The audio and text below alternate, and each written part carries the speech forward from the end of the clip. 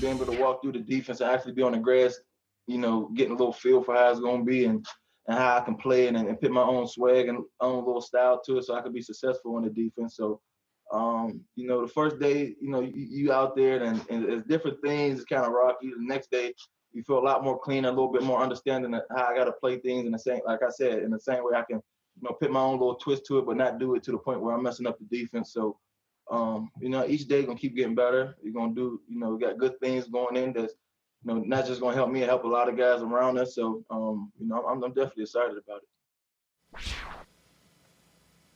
Peter Staley's taking over for Wade Phillips, of course. I'm sure he's happy to have Aaron Donald there on the defense to plan with for the offenses in that NFC West. So Aaron Donald and the Rams, they, of course, failed to reach the playoffs last season. Super Bowl hangover, which we talked about already during this show, was in full effect. How can the Rams get back to the playoffs in 2020? Do you think they can, Triggs?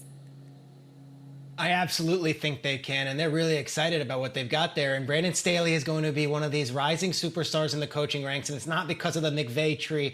It's because of the Vic Fangio tree. He was with Vic in Chicago, he was with Vic in Denver, and he's 38 years old, and I've spoken to McVay, and he's like, love Coach Wade. Like, Wade Phillips is beloved. There is an enthusiasm and a youthful energy in this Brandon Staley that is different and that is being matched by McVay. So the two of them have this great intensity. It's not the yin and yang of young and old. It is instead young and young. And I think Brandon Staley is going to bring out the best in McVay as well. So I'm fascinated to see what this defense looks like. That defense was always overlooked by the offense, but when it came to the Super Bowl, it was Wade Phillips' defense that showed up and put the raps on the Patriots and kept them in that game. I think this team has a lot of good things going for them. Of course, a lot of losses, but they're happy and they're excited, and they do have that proverbial chip on the shoulder of everyone disregarding them this season. So yes, Rams, I wouldn't back off them just yet. I think that McVay still has something, and I think Brandon Staley might be the secret weapon. It's tough. I'll say it again. I think it's the best division in football, and the Rams have been the belle of the ball for a couple of years now. Now they're a complete afterthought, and that includes behind teams like the Cardinals. So it's a massive, massive year for McVay. And I think offensively, if you watched them from afar last year, I don't think Todd Gurley had it. I don't think he was right. I don't think he was right physically. I don't think he was a little down in the dumps emotionally. And there's a problem where you have a guy who's your centerpiece who maybe isn't in his best way, and you're just forcing it, and you're trying to make it happen. I think in a strange way, Gurley leaving, one of the best players they've ever had, is really going to free up this offense, and McVay can really just flex his muscles with those receivers and the younger running backs. I think it's going to be a huge year offensively for the Rams. There is a lot of mystery at defense. And let's face it, you go in that division, if you don't play defense, like, you get your nose bloodied. You play the Seahawks twice, you play the Niners twice. Like, they will have no mercy on an average defense, let alone a bad one. It's kind of Aaron Donald and company in terms of the optics. So unless they have a couple stars, unless Jalen turns into a first-team All-Pro like we've seen him be, I don't know about the defense, but I think the Rams offense will fly. It'll be the defensive side of the ball that gets them to the playoffs or not.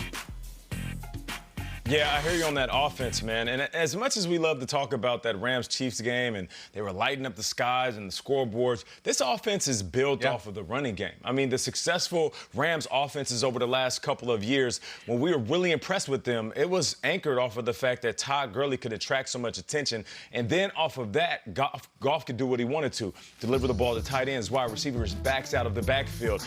And Kyle, you mentioned it. It's the younger backs. I believe what's going to make these guys special, what's going to get these guys back to the playoffs, it's the running back, the collective.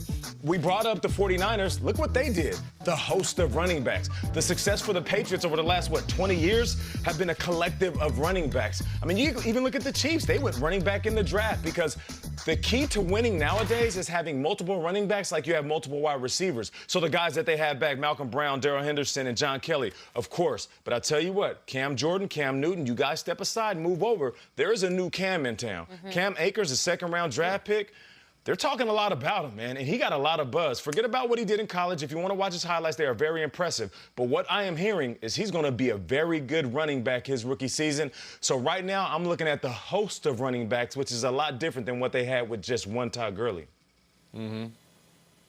Triggs, there's going to be a lot on Cam Akers' plate. I'm looking at the projections here. They're expected to have 12 different starters, the Rams, and the team that made the Super Bowl just 2 seasons ago. No more Gurley, Peters, Cooks, Talib, etc. I got to ask you, Triggs, what kind of McVay are we going to see on Hard Knocks? 5 days away, debuting on HBO, the same old McVay that we know and love, or has he evolved in these years since that Super Bowl loss? He's evolved. I got to tell you that he showed up to camp wearing a welder's mask, one of those giant masks for that, and he was looking at the coaches saying, hey, let's go chop some wood. Let's go do this thing. They're taking the coronavirus situation very seriously, but I could tell you, Sean spent this entire quarantine period working. And you would think, okay, well, here's this guy, and he's this young, he could do it, he's got no kid. No, he was working, he was in the lab, and he's been excited and wants to get back out there. But I think that you're going to see a version of him that is looking to prove people wrong and is also going to be bringing it.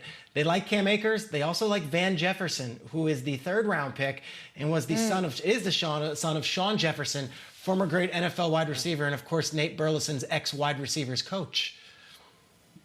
Yep. Love that. Love the connections here.